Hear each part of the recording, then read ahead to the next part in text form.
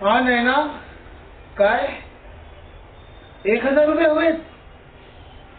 अगं 3 दिवसापूर्वी तर मी तुला दिले होते 1000 रुपये. आता तुला परत कशाला हवेत काय? अगं थांब, कशाला हवे ते? तशीच गेली. मी माझं मॅनेज करीन. काय म्हणते ती? अशी काय अशी काय? एवढे पैसे घेऊन ही करते तरी काय नाही ना, मला कळत नाही. 1000 रुपये मागते. क्लासच्या नावाखाली ही 1000 रुपयाचं करते काय? काहीतरी गडबड आहे.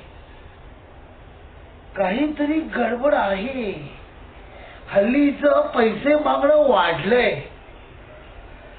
क्लासला दांड्या मारून ही जर काही भरतीकडेच कुठे जात नसेल पैसे खर्च करायला. काय करते नेमकं काही कळत नाहीये.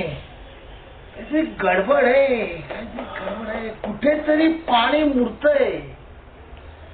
एवढे पैसे घेऊन ही करते काय? आणि आजकाल ही उशिरा येते घरी, वेळेवर पण येत नाही. काय करायचं काय करायचं काय करायचं काय करायचं? फोन आला वाटतं.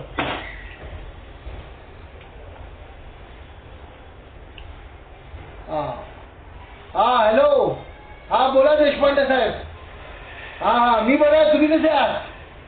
हा नाही हो, हल्ली मॉर्निंग वॉकला जाता येत नाही मला हो. माझी मिसेस ऑफिसच्या कामासाठी अमेरिकेला गेलेली आहे. त्यामुळे सगळीच कामं मला करावी लागतायत. काय करणार, हल्ली मॉर्निंग वॉकला नाही येणं होतो. हा बोला काय म्हणता बाकी? काय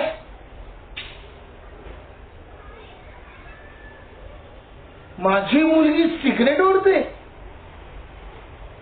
आणि एका यार बरोबर गळ्यात हात घालून गार्डन मध्ये रस्त्यावर फिरते हल्ली. आणि तुम्ही मला सांगताय काय? बापरे, गळ्यात हात घालून फिरते, स्मोकिंग करते. तुम्ही पाहिलं बाहेर तिला हे असं करत? हा बरं बरं, सांगितल्याबद्दल थँक्स. हा आल्यावरती बोलतो मी तिच्याशी. हा ओके थँक्स. चांगल्याबद्दल थँक्स. फार चांगलं झालं मला हे सांगितलं आपल्या मुलीवर. माझी लेक काय करते बाहेर मला बापाला कळायलाच पाहिजे. बघतो तिला आल्यावर बघतो. माझ्याकडचं पण हे सगळं नवीनच आहे.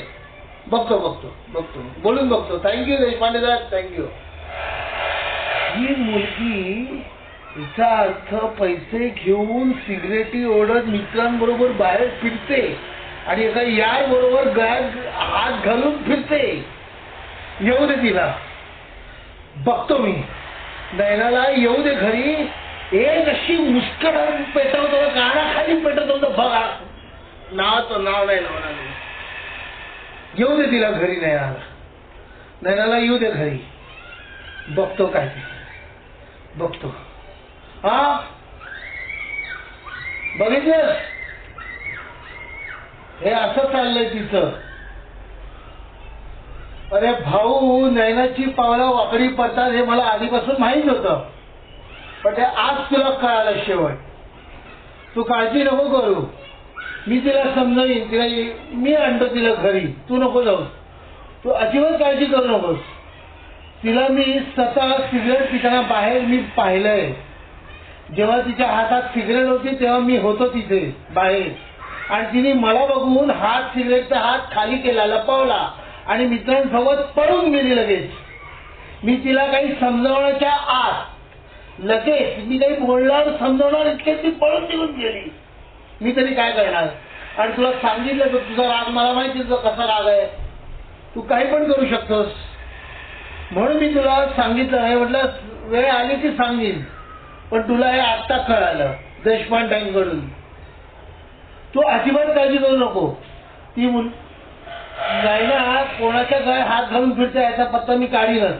तो कोण आहे काय करतो तेही मला कळेल.